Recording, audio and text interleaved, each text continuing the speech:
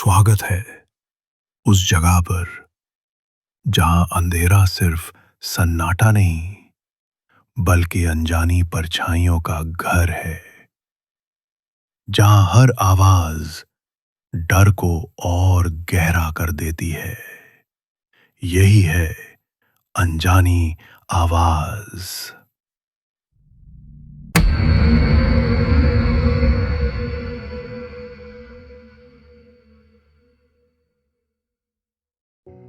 मेरा नाम किशोर कुमार है। मैं भोपाल में रहता हूं और रात की शिफ्ट में एक फूड डिलीवरी कंपनी के लिए काम करता हूं। ये घटना आज से तकरीबन 2 साल पहले की है और आज भी जब मैं उस रात को याद करता हूं तो मेरा पूरा शरीर कांप उठता है। उस रात करीब 2 बजे मुझे एक ऑर्डर मिला। जगह थी गांधीनगर।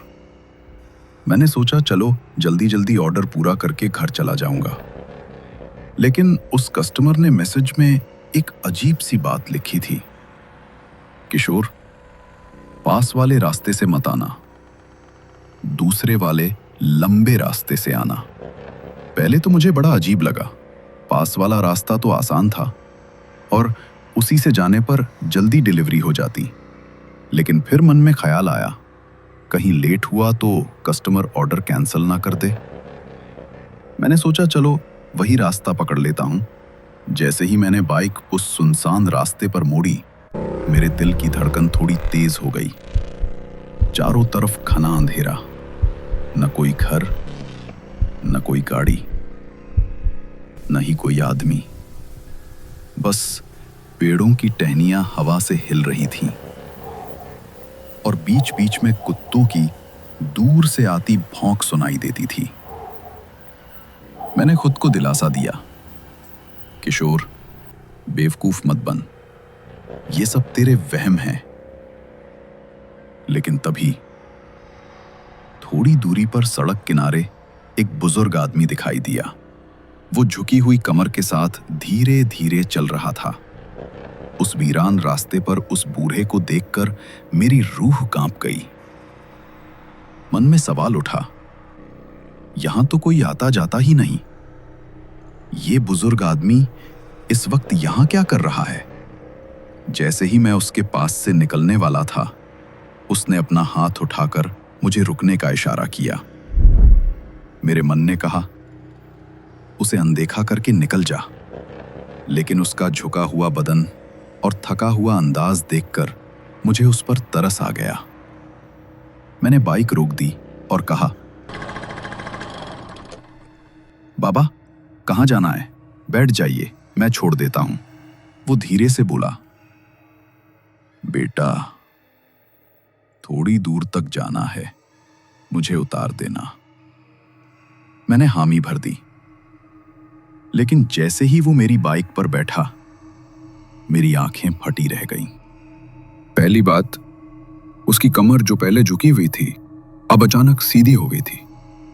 दूसरी बात, बाइक पे बैठने के बावजूद मुझे उसका वजन बिल्कुल महसूस नहीं हुआ, जैसे कोई बैठा ही ना हो। मैंने डर को दबाकर बाइक स्टार्ट करनी चाहिए, पर बाइक स्टार्ट ही नहीं हो रही थी।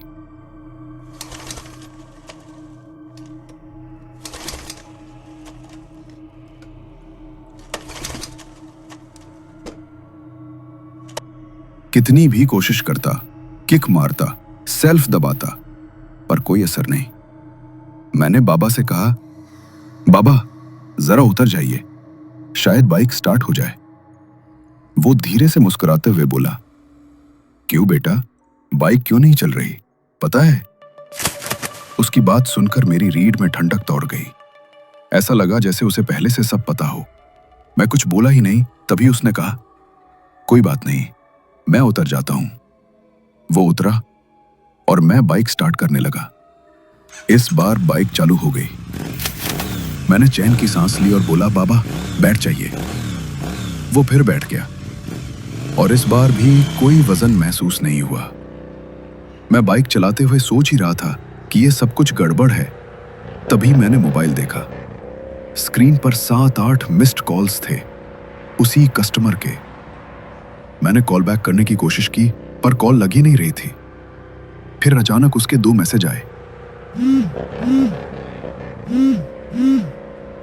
किशोर, मैंने तुमसे कहा था उस रास्ते से मत आना। अगर अब भी वापस लौट सकते हो तो लौट जाओ। मेरे हाथ कांप गए।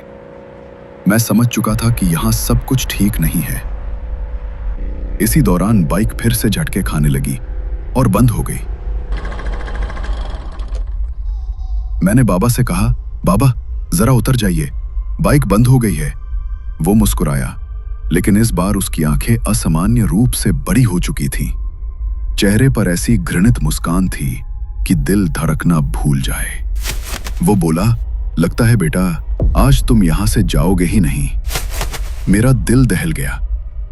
मैंने किसी तरह बहाना बनाया और बाइक को जोर जोर से हिलाते हुए कहा, बाबा जरा दूर हट जाइए, मुझे जगह चाहिए। वो गुस्से से गुर्राया, ठीक है। और जैसे ही वो थोड़ा दूर हुआ, मैंने मौका देखकर बाइक सेल्फ से स्टार्ट की और तेजी से भाग निकला। मैंने पीछे मुड़कर देखा। वो बूढ़ा आदमी अब हवा में दौड़ता हुआ मेरे पीछे आ रहा था। उसके पैर जमीन से कुछ इंच ऊपर थे और उसकी रफ्तार मेरी 90 की स्पीड से भागती बाइक से भी तेज थी।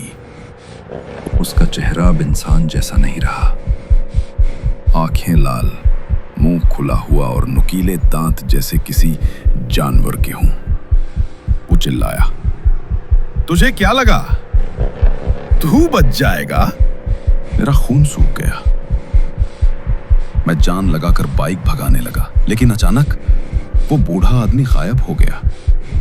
मैंने राहत की सांस ली, लेकिन तभी वो अचानक मेरी बाइक के ठीक सामने प्रकट हो गया। मैंने ब्रेक मारा, बाइक स्लिप हो गई और मैं सड़क पर घसीटता हुआ उस सुनसान रास्ते को पार कर गया। उसके बाद मुझे कुछ याद नहीं। जब होश आया, मैं हॉस्पिटल में था। हाथ और पैर में प्लास्टर, पूरे शरीर पर चोटें। मेरे घरवाले और पुलिस मेरे आसपास खड़े थे। पुलिस को लगा ये एक नॉर्मल एक्सीडेंट था, लेकिन सच्चाई मैं जानता था। थोड़ी देर बाद वही कस्टमर मेरे पास आया और धीरे से बोला, किशोर, ऊपर वाले की कृपा से तुम बच गए। मैंने तुम्हें बार बार चेतावनी दी थी उस रास्ते से मत आना। जो भी रात में गुजरता है वो या तो वापस लौटकर कभी नहीं आता या फिर सुबह उसकी लाश मिलती है। मेरा नाम अनन्या है। मैं कोच्चि, केरल से हूँ और स्टडीज के बाद एक रिसर्च प्रोजेक्ट पर काम कर रही थी। मुझे हमेशा लोक कला और डांस फॉर्म्स में इंटरेस्ट रहा है, खासकर कथकली। वो रंग बिरंगे चेहरे, बड़ी आंखें, भारी कॉस्ट्यूम्स। मुझे लगता था मानो इंसान नहीं बल्कि देवता जिंदा होकर सामने खड़े हों। रिसर्च के सिलसिले में मुझे एक छोटे गांव जाना पड़ा, जो केरल के बैकवाटर के बीचों बीच बसा था। वहां तक पहुंचने का एक ही रास्ता था, नाव। दिन ढल रहा था।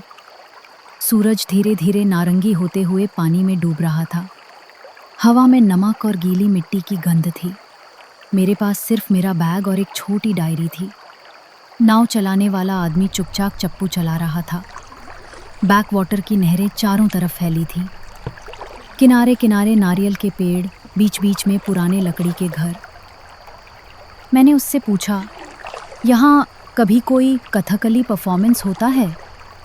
हाँ, होता है, लेकिन अब लोग दूर रहते हैं। रात को डांसर अकेले नाचते हैं। उसके बाद उसने कुछ नहीं कहा। नाव चलते चलते जंगल जैसे हिस्से में आ गई। पानी का रंग काला हो गया था। आसमान में बादल घिराए, सिर्फ झींगुरों की आवाज़ और पानी की लहरें। मैंने घड़ी देखी, रात के 9 बजे। मुझे लगा गांव तक अभी और टाइम लगेगा। अचानक मुझे किनारे पर हल्की रोशनी दिखी, मानो कोई तेल का दिया जला रहा हो।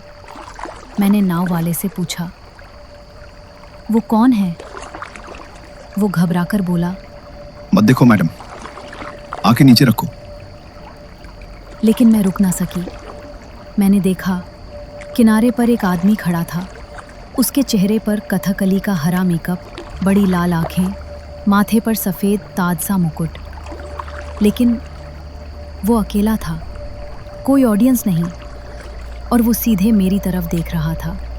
अचानक उसने जोर से ताल दी और नाचना शुरू किया। उसके पाँवों की थाप ड्रम की तरह मेरे कानों में गूंज रही थी, जबकि वहां कोई ढोलक नहीं था। नाव वाला डर के मारे जोर जोर से चप्पू चलाने लगा। कुछ देर बाद मैंने फिर देखा, वो डांसर अब पानी के बिल्कुल पास खड़ा था और धीरे धीरे वो पानी पर चलने लगा। मैंने आंखें मली, सोचा हेलुसिनेशन है, लेकिन नाव वाले ने भी नाव रोक दी थी। उसकी सांसें तेज थीं। उसने कहा, वो इंसान नहीं है मैडम। उसका नाच देखना मतलब मौत बुलाना।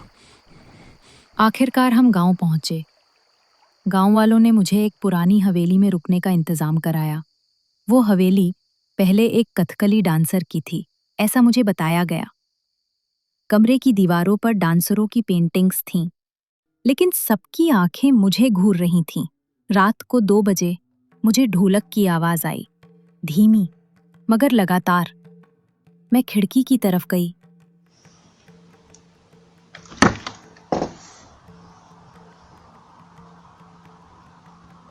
वहां वही डांसर खड़ा था, लेकिन अब उसके चेहरे का मेकअप पिघल रहा था और उसके नीचे सड़ा हुआ चेहरा, काला, बिना होठों के, बस दांत।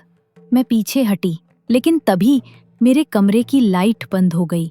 अंधेरे में दरवाजा अपने आप खुला।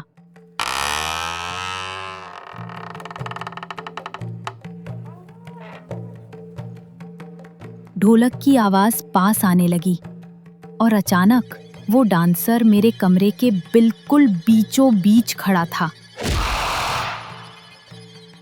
उसका चेहरा अंधेरे में चमक रहा था। उसने धीरे से हाथ उठाया और इशारा किया, मेरे साथ आओ। मैं चीख पड़ी और मैं बेहोश हो गई। गांव वालों ने अगले दिन मुझे बताया, सालों पहले एक मशहूर कथकली डांसर था। वो इतना घमंडी हो गया कि उसने कहा, अब मुझे भगवान की जरूरत नहीं, लोग सिर्फ मेरा नृत्य देखने आएंगे।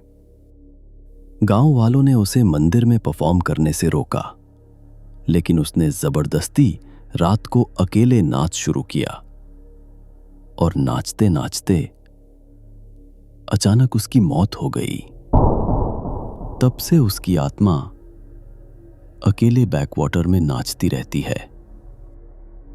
जो भी उसका नृत्य देख ले, वो जिंदा नहीं लौटता। मैं तो बच गई, लेकिन उस रात से अब तक जब भी मैं आंखें बंद करती हूँ, मुझे उसकी ढोलक की आवाज सुनाई देती है। तो बताइए, अगर आप होते मेरी जगह, तो क्या आप उसकी आंखों में देखते या नाव वाले की बात मानकर आंखें झुका लेते? अगर कभी आप केरल के बैकवाटर में रात को सफर कर रहे हों और आपको कोई कथकली डांसर अकेले नाचता दिखे, तो चाहे जितनी भी जिज्ञासा हो, कभी उसकी आंखों में मत देखना, क्योंकि उसकी नजर जिस पर भी पड़े, वो फिर कभी सुबह का सूरज नहीं देख पाता। दोस्तों, अगर आपको ये वीडियो पसंद आया हो तो प्लीज इसे लाइक और कमेंट करना मत भूलें। और अगर आप चैनल पर नए हैं तो सब्सक्राइब जरूर करें। आपके छोटे से सपोर्ट से ये सच्ची घटनाएं और लोगों तक पहुंच पाएंगी। और हाँ, अपने सजेशंस और राय कमेंट में जरूर लिखें, क्योंकि आने वाले समय में मैं आपसे और भी सच में घट चुकी घटनाएं साझा करने वाला हूं। आपका हर लाइक, सब्सक्राइब और सजेशन मेरे लिए बहुत बड़ी ताकत है। आप सबके सपोर्ट से अगली बार आवाज फिर गूंजेगी अनजानी।